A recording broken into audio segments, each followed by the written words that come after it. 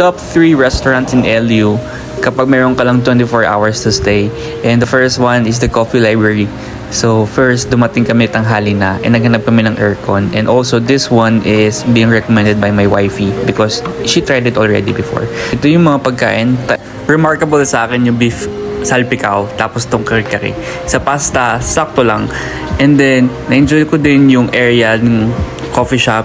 Very chill vibe. Para siyang Bali, para siyang Thailand, para siyang Palawan. And then, yung payment option nila is card, cash, and Gcash. So, merienda, next natin is itong restaurant na to na papasok ka lang sa konting looban after ng highway.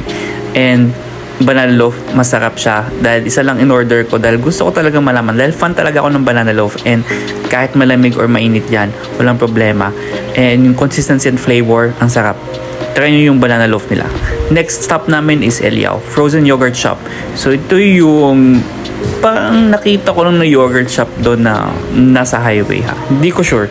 Pero gusto ko yung lasa niya, maasim and hindi ganun ka super tamis. Also, aircon yung area nila. So, pwede kayong magstay until, makapag cool down, chill down kayo. Dahil lunch time din kasi kami nung dumating, mga around 12 ata or 1. Next stop namin or bonus stop is yung kay Maris Racal na coffee shop. Siya yung celebrity. Colorful yung area, medyo maliit and medyo malikabok pero aircon at malamig. Yun lang.